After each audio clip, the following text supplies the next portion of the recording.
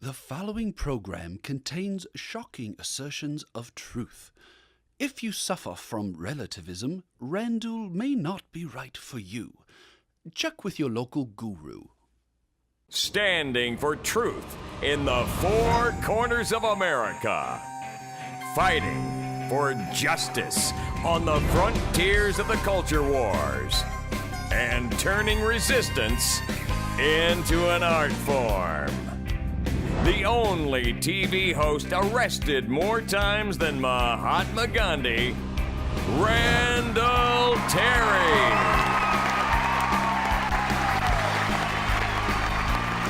Welcome, ladies and gentlemen. It is I, your servant, the American terrorist.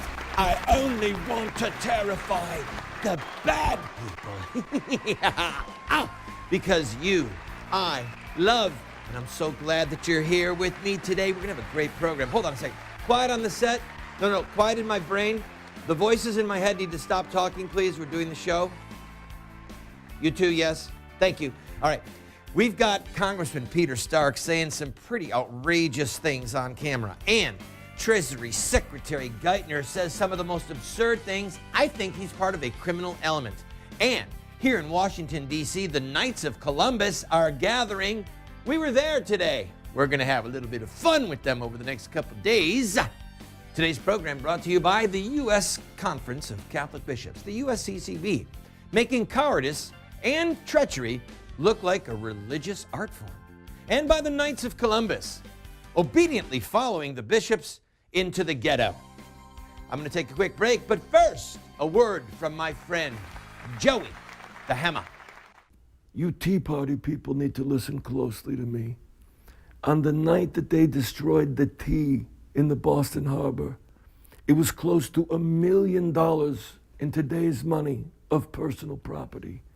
If they had in fact been captured by the British, they would have done some serious time. Some of them might have even have been executed. So if you take a name like Tea Party, you better be willing to pay the price. Otherwise, you're just stealing somebody else's hard work and making a mockery of everything they did. Welcome to the program, friend. It is I, your servant, Randall, and my mission is to be your voice. Not. You have to be your voice. If there's one thing I want to leave with you, it's this. I can't be your voice. Sean Hannity can't be your voice. What's that other guy's name? What's that other guy? Glenn Beck. Glenn Beck can't be your voice. You have to be your voice. And part of the way that truth prevails is because people lift up their voice. Cry out. Shout it from the housetops. Do and say the things that truth demands. That's your mission. And my goal is to help you get out of the ghetto, get out of the cyber ghetto, get away from your television, leave your computer so you're not clicking and clacking too often, yeah? And get out there into real battle. Now, this is the time of the program where I pretend to cover the news. Watch me do this turn, because this is really cool. I like that. Let's do that one more time, Andrew. Watch this again, people. I'm a professional. Now let's go to the news. Secretary of the Treasury Geithner was interviewed on ABC's Good Morning America. Look at the picture of that guy. Doesn't he just look suspicious? The look, I don't even like the look of him. Anyway, he said, and I quote, that now listen to this is craziness, okay? Unemployment is going to go up. Listen to why he said it's going to go up. I don't even understand these words. Quote, when they see a little hope that there may be jobs out there, they start to come back in again. And that can cause the measured unemployment rate to go up temporarily. What is he talking about? Think about it. In other words, these people that are unemployed, sitting on the sideline and not looking for a job, are you saying that they're not included in the unemployment rate? But when they say, hey, I think my unemployment benefits ran out, I better go and get a job now. And now you're going to count them? These people are criminals. By the way, I got to read this other thing that Geithner said because it's really good. Quote, what the president believes is the best strategy for the country is to extend the tax cuts that go to more than 95% of Americans, more than 95% of small businesses, keep taxes on capital income low, going to moderate. Now, in case you don't know, the Bush tax cuts that were passed are going to end at the end of this calendar year. So the question is, will they be extended? Now, what President Obama is saying is, well, we're not sure. Maybe we'll extend it for 95% of Americans, because that wealthy 5% that makes over $200,000, we should all hold them in contempt, because obviously they're the bad guy, stoking the fires of class warfare, trying to get you to have just a little bit of jealousy, just a little bit of greed. You do understand, by the way, that the graduated income tax, not only is it from hell, and by the way, I mean it's actually demonic, satanic, from hell, originating in current times from Karl Marx, one of the arch spokesmen of hell. Anyway, the graduated income tax is based upon a violation of 2 of the commandments. One of them is you shall not steal, and the second is you shall not covet. Yeah, think about it. The reason that a graduated income tax is written is so that the people who are down here, like you and me, most of us, we're supposed to go, those rich people, they should give us more of what they have. Yeah, we're Robin Hood. We steal from the rich and give to ourselves. I mean the poor. It's based upon theft and upon covetousness. Theft? What do you mean, Randall? Well, this is what I mean. Thanks for asking. God himself only wants 10% of your money. 10%. And he doesn't even coerce you. He might chasten us if we don't give him a tithe, but some would argue he doesn't even do that. But the government says, my little finger shall be thicker than the loins of God himself. And then they take, and they take, and they take. It's a form of theft, because the federal government and all of our other state and local governments combined take about 48% of our money. That's 5 times as much as God himself. It's a form of theft. And to make matters worse, these morons, and by the way, I say that with a little twinkle in my eye, these educated fools are borrowing 41 cents of every dollar that is being spent right now. Stop and think about it. If your family was spending 41 cents out of every dollar that it was spending as borrowed money, okay? Here, honey, go buy groceries. Well, I don't have enough. Okay, here's $10. Go borrow $4.10 to go buy the milk and the eggs. You know how fast you'd be bankrupt? 41 cents of every dollar. We have criminals running our government. We have slave traders running our government. We have thieves that are preying on people's emotions to make us want to be covetous and jealous, leading our government. And the solution, as far as I can tell, and then I've got to take a break, the solution is send me money. Yes, send me money, because I can be your voice against the federal government. We broadcast here in Washington, D.C., and we regularly stand outside of the courthouse, outside of the Senate building, outside of the U.S. House of Representatives, and outside of the White House. So if you'll send us money, we'll fix the problem and be your voice here in Washington, D.C. I'm lying through my teeth just to make a point. I'll be right back with some footage of Congressman Peter Stark. He's stark raving mad, I tell you. Stark! Did you see the way I brought his name into the joke? My mother used to read tea leaves for her friends. I must have picked up some of her ability myself, because I can read things in alphabet soup. Like Randall Terry's name, for example.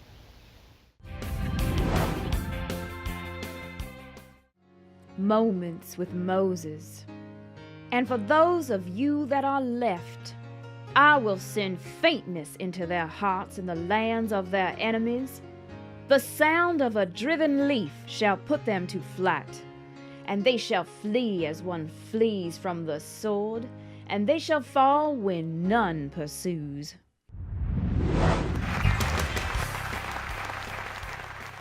Quiet in my brain. I've already used that joke today. It's not funny a second time. Okay, listen to me. You get the type of government you deserve. Peter Stark, he's insane, and he's one of our masters. Watch him, watch him, watch him. There are very few constitutional limits that would prevent the federal government from rules that could affect your private life. Now, the basis for that would be, how does it affect other people? So the Constitution specifically enumerates certain powers to the federal government and leaves all other authority to the states. So the Constitution, or the people, so the Constitution is very limited in what it can do, sir.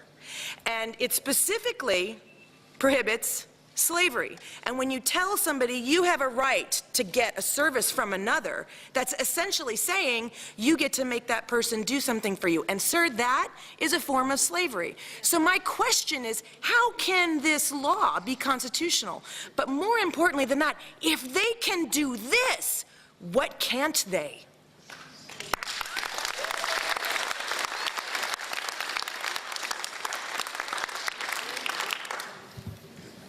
And is your question they can do any? Is your answer that they can do anything? The federal government, yes, can do most anything in this country.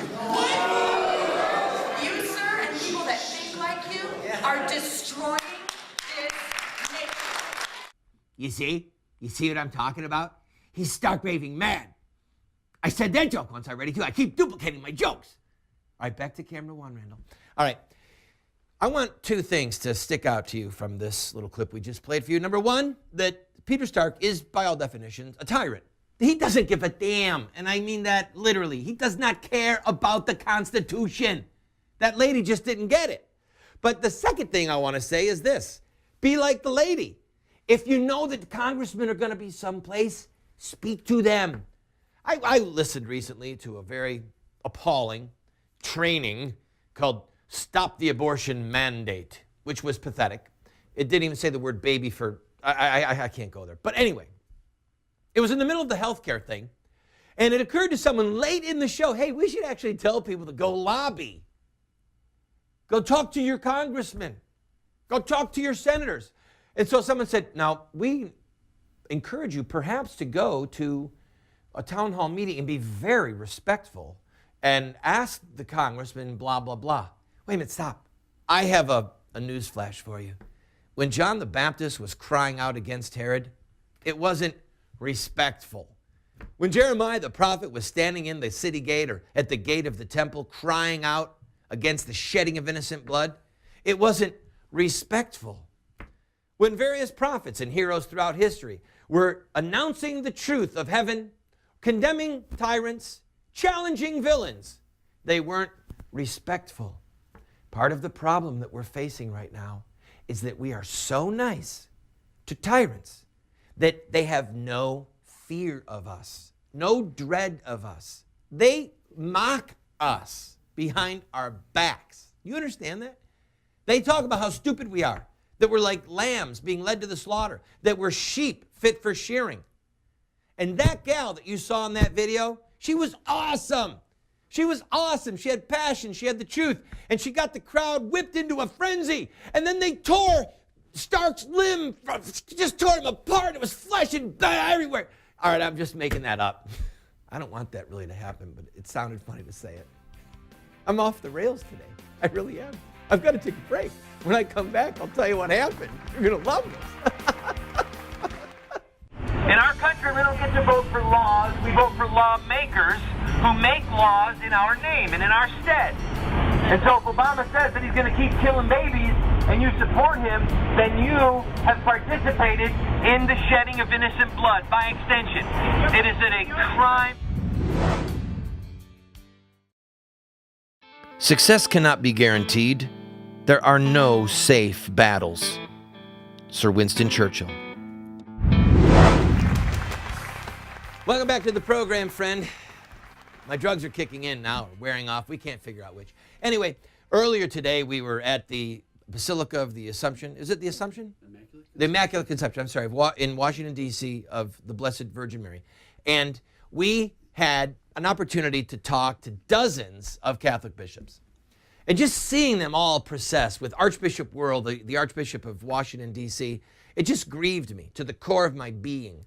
And of course, I talked to them about the scandal of giving communion, Holy Communion, to politicians who have blood on their hands from the killing of babies. We're going to try and show you a little clip tomorrow of some of the stuff we did today. But it really got me worked up into a frenzy because the hypocrisy, the treachery, the duplicity, the fear, the servile fear, It's disgusting. Hey, there's a word. Let's do that. Let's say the word disgusting and see how many facial expressions I can make. It's disgusting. I don't know. It's disgusting. It's disgusting. It's disgusting. Anyway, I want to talk to you about the tax-exempt status because many of those bishops have shackled themselves to the almighty dollar and to the federal government and have agreed to put a muzzle. A muzzle. They've agreed to put a muzzle on their mouth and not say the words of God as they relate to a given situation because of the 501c3 tax-exempt status. Now, my wife is on the other side of the glass, and I love her, and she's good looking, and she's smart, really smart. So what I'm going to do is explain to you how the 501c3 tax-exempt status is a deal with the devil. And I've given my wife permission to coach me as I go. So if I look off camera and I'm saying, huh, what? I want you to know, like any good husband, I'm listening to my wife. All right. Lyndon Baines Johnson was a senator before he was a president. He was a senator in Texas, and a bunch of churches tried to get him defeated. As a payback, he got the IRS tax code changed to make it so that tax-exempt organizations could not electioneer, all right? That means they cannot get involved in endorsing or condemning a candidate for an election, and they can only use up to 5% of their budget to lobby on a political issue or a law, all right? Now listen closely, this is how it works. Most of us don't file long form, but there are people who do. That 5% that Obama wants to tax, yeah. Anyway, people who file long form can give money to 501c3, that's the part of the tax code, that's the actual number. They can give money to tax-exempt organizations, and then they can deduct that money from their income, all right? So let's say that you make $100,000 a year, you give $10,000 to a church, you're only taxed on $90,000. And the church is not taxed on the income. So at first blush, it looks like a win-win. The church gets money, it's not taxed. The person gets a tax break, so now instead of paying tax on $100,000, they only pay income tax on $90,000, all right? So they're paying less tax.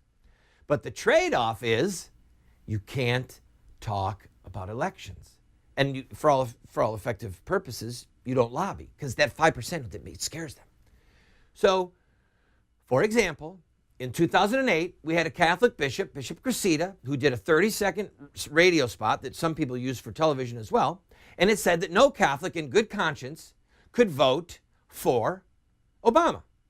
He said Obama's name, all right?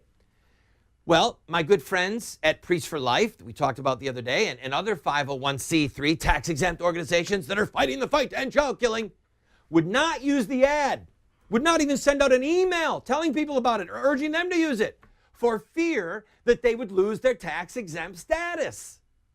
So even though they knew that what Bishop Cressida said was true, even though they knew that it would be a sin for a Catholic to vote for this baby-killing president, and even though they're in business to save the babies and to fight abortion and to make abortion illegal, they did not run the spot because the 501c3 shackles, click, click, are on their hands, just like they're on the hands of the U.S. bishops. Please note, not a single bishop that we know of has spoken out against Elena Kagan.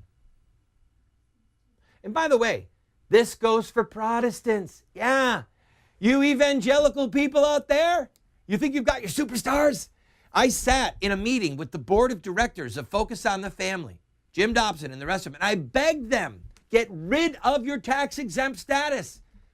And if you think of the major fights that have happened since Clinton in '92 to this present day, think back in your mind of how little was said by these huge organizations. They build these massive battleships, and then when the key fights are upon us, their guns are silent. It's all because of the 501c3 tax-exempt deal with the devil. I'll be right back.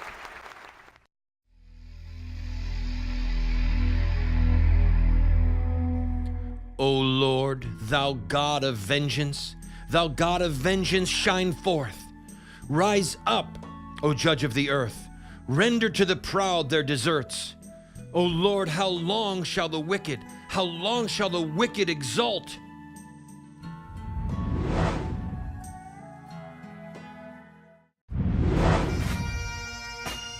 Thomas Jefferson said, as our enemies have found, we can reason like men, so now let us show them we can fight like men also. And folks, that includes fighting over the 501c3 stuff. Can you imagine Peter and Paul saying to Caesar, oh, you'll give us money if we just don't preach the gospel to you? Okay, we'll take that deal.